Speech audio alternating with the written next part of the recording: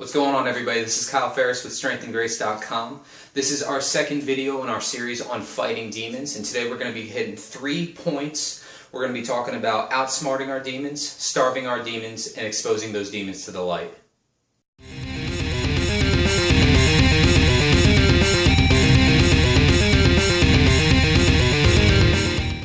So this first topic we're covering is outsmarting our demons, and what we're trying to do here is using our intellect, our understanding of depression, and what it's doing to us in order to fight it. Alright? So the main 2 points here are we're going to increase our gratitude and increase hope. That's the idea here. If you've noticed it, for me personally, a lot of this is based on my own personal experience. Whenever I get depressed, first of all, I'm not very thankful for much of anything. And second of all, I'm very cynical. That's pretty much depression in a nutshell for me. I'm focused solely on the things that stress me out or the things that are depressing me, and very little on the things that are giving me hope. You know, what's going on tomorrow? What's going on in the future? What do I have to live for? All right? So as far as gratitude is concerned, there's actually a little bit of science behind this. This isn't necessarily just my own perspective on this. If you increase your gratitude, it does something to your mind because you're constantly thinking of the positives. You're expressing thankfulness for the things that are going well in your life. Now, this can be very difficult when you're in the pit of depression, when you're hitting that low. But a lot of the things that I'm going to be going over throughout these series, or this series, is we're going to be hitting the things that you can do when you're not so depressed. Now, I understand that some people, that doesn't come very often. So this might just have to be a fight for you where you start out kind of, you are in that rut and you got to find ways to handle this and push through and find things to be thankful for. The challenge I'm going to offer you as far as thankfulness is concerned is I challenge you at least 30 days to find one new thing that you're grateful for each and every day. And document it, whether you're going to write it down. Maybe you could take a picture with your phone. Everybody's got a phone now. Take a picture of whatever you're thankful for. That could get you to be a little bit more creative, which can definitely nourish your body and your soul by being a little bit more creative. So find those things that are going to foster this sense of there's something to live for. All right, that's the idea here. When you're grateful, you're finding things that lighten your mood, that brighten your day.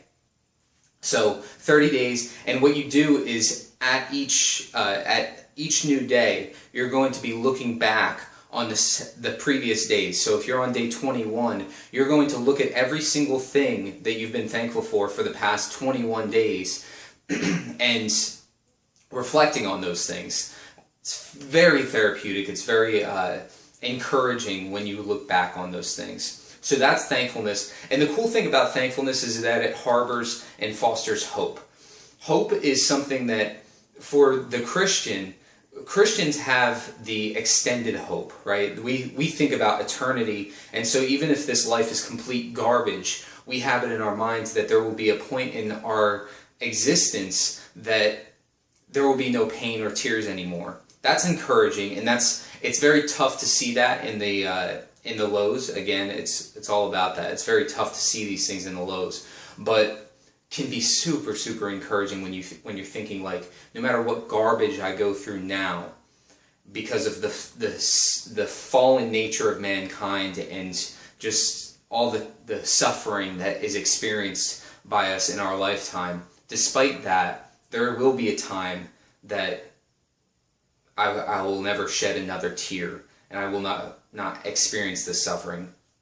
On the flip side, there's the temporal hope, all right? And this is applicable to anybody. When you are grateful, it harbors hope.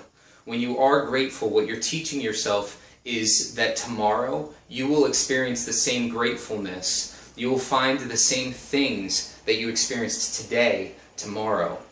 And so gratitude and hope work very much hand in hand. That's something that you aim for. These are disciplines. It's very important to recognize that. This is not something that you just pop out of nowhere and you feel, all right? Happiness is fabricated. I want to pause there and let that sink in. Happiness is fabricated. It's all in your head. And I don't want to say that joy is the same thing. So if you're equating happiness and joy, that's an error to begin with.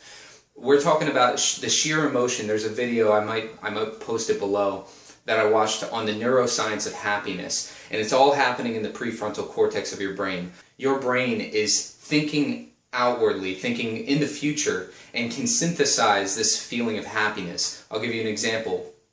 I want you to think of that, whatever it is, that thing that would make you most happy, right? So some people would say winning $1 million. Some people want to have a certain career. Some people want to be married. There's so many things that we can think about that would make us happy. But the video that I was watching shows that even if the worst thing happens to you, like let's say you become a paraplegic, that's the example that the guy gave, in a year's time, that person is going to be at the same level of happiness as the person that wins the $1 million or, I don't know, is set for life in some way, shape, or form. The essence of this, the moral of the story, is that if you're banking on certain events in your life to make you happy, chances are you're never going to be happy. That's just the reality of it. You have to, if happiness is fabricated, if I'm right in saying that, you have to generate your own. You can't go at it like, well, if I go out tonight and get drunk, I'm going to be happy. That's not happiness, right? Happiness is finding the contentment in the both ordinary and extraordinary things in your life. That's true happiness, and that's what you need to strive for. As far as hope, I want to also point out, hope is not wishful thinking.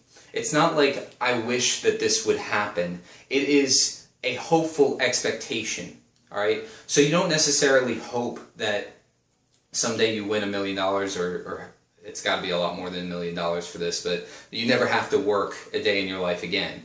That's not hope. That's a wishful thought. Hope is the expectation of the things to come. So that's why gratefulness works so well with hope.